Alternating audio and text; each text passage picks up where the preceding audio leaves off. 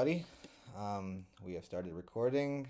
It's Friday the 20th of May, and today I think it's important for us to understand the tokens that we delete, that we basically trade and swap on a daily, weekly basis, and understand what they define to be, because we do get questioned now and then about the definition of Bitcoin, the definition of Ethereum, and what basically holds these alts. But today's education is brought to you by Ethereum.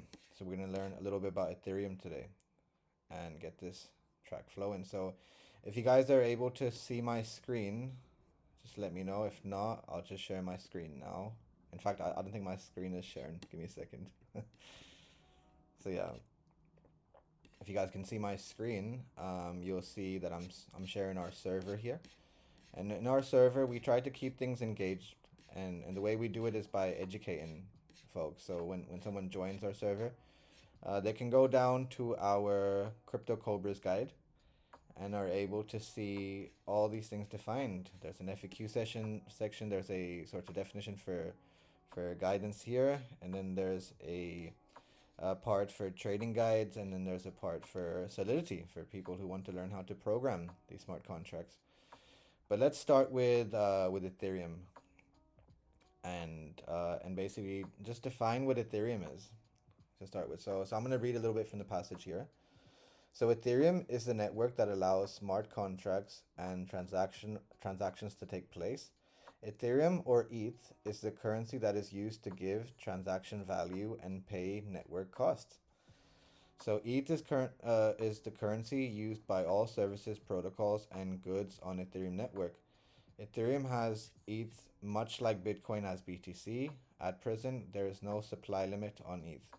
So yeah, I mean, like we use BTC as a token, as a ticker, and for Ethereum we used ETH.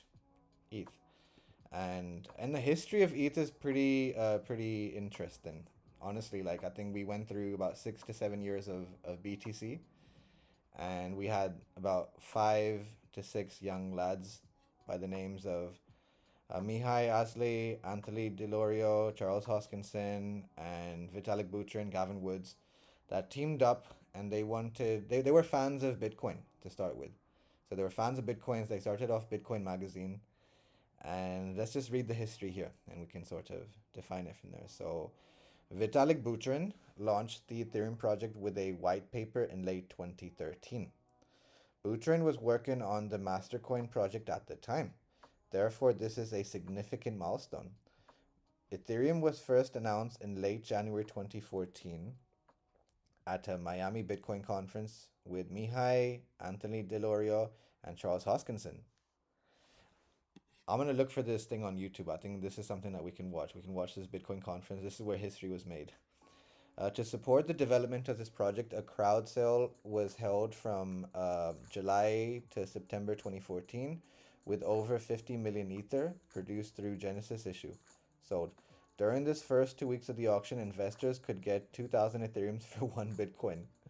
But after that, the price dropped to 1,339 ETH per BTC during the first 2 weeks. About 90% of the tokens were sold, raising 31,000 BTC and resulting in the creation of 12 million Ethereums to support Ethereum's development and other activities. So yeah, so whenever a project starts out, it starts out with a bit of history, and it sort of synergized here when these guys did a crowd fund to start their thing, and they took the funding in Bitcoin, in BTC, and then when they had enough money to start creating the mainnet, this is the sort of 3 stages of Ethereum's development. So let's go through this. So the frontier, July 2015, transaction activity, smart contracts, use of virtual machines, mining feasibility, and network testing. So when Ethereum first started off, it was basically proof of work, and it currently still is proof of work. So you had miners that would find the next node on its blockchain. And yeah, so the first year of 2015 was the frontier year. And this is where we saw Etherscan be developed. We saw a block explorer. We looked at transaction activity, smart contracts used on the virtual machine, and mining feasibility. So we learned about miners in Ethereum. Then in 2016, we had the Homestead March 2016 update.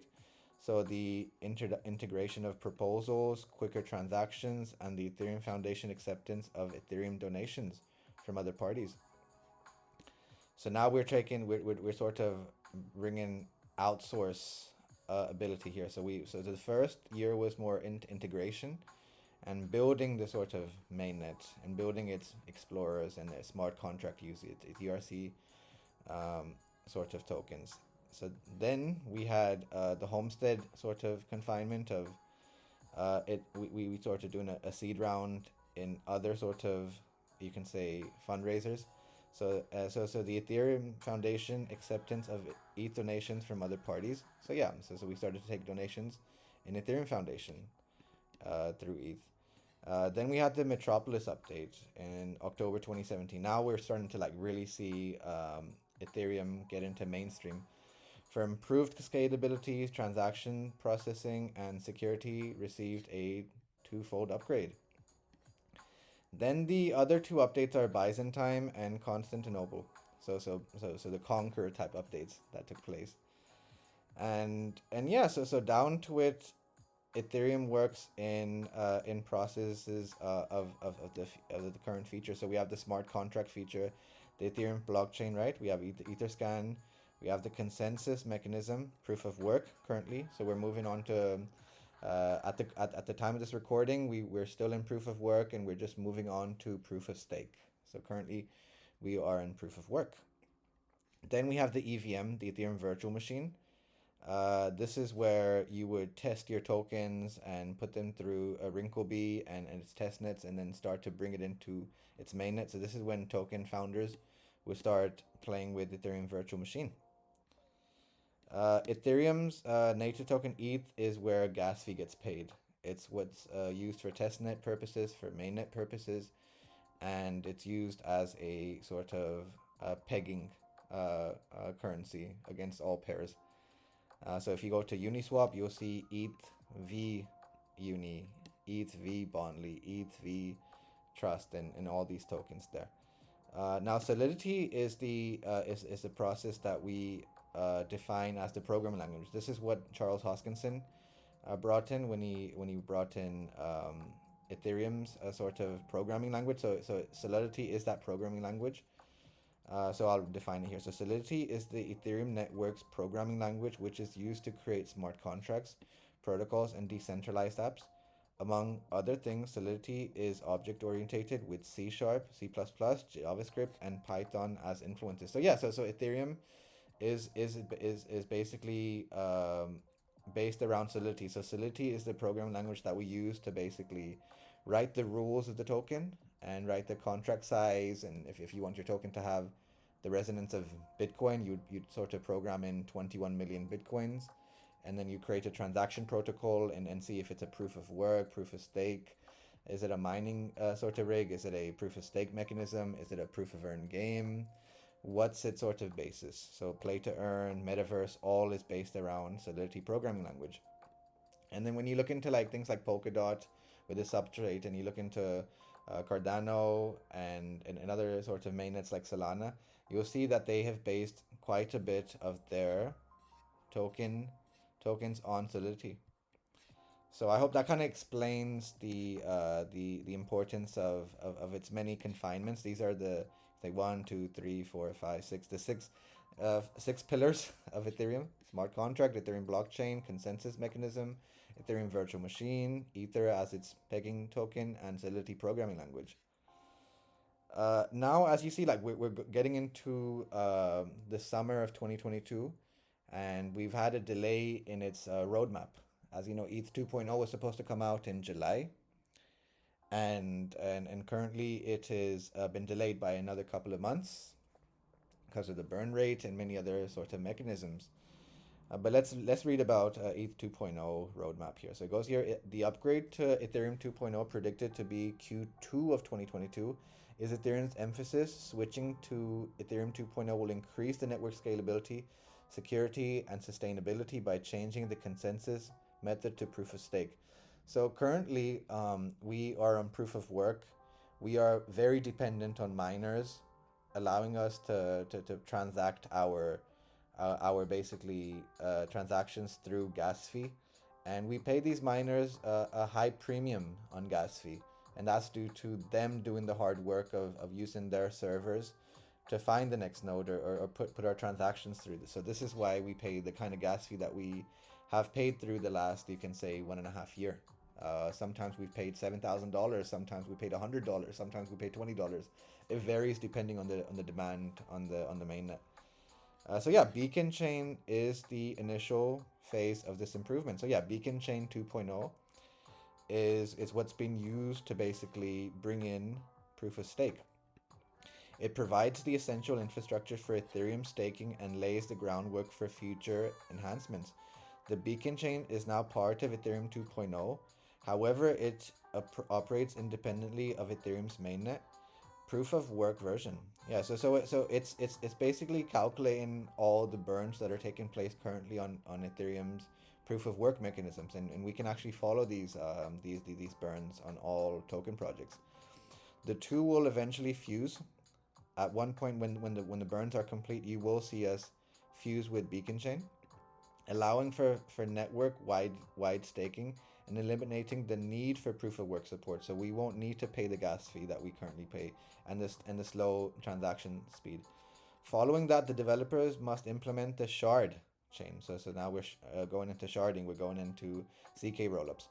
Ethereum's ability to conduct transactions and store data will be greatly increased thanks to shards, two critical components of this developer-friendly environment as a dev.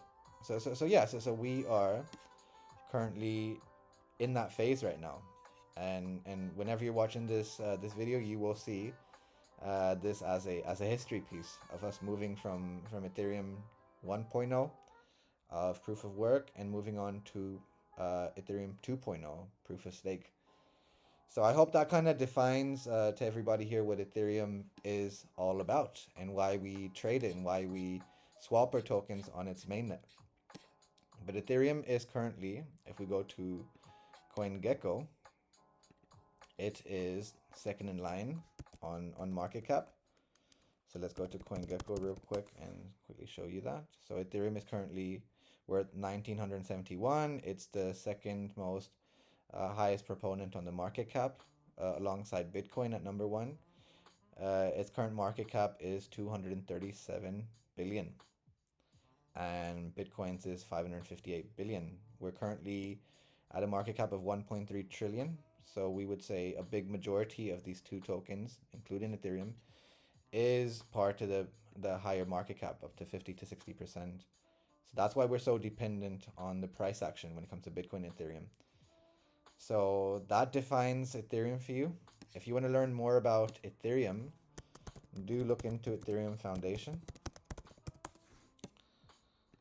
and do go through its many sort of resolutions as a developer, and learn its many different capabilities. All the definitions are there. The Ethereum white paper, the history of Ethereum, it's all on the ethereum.org website.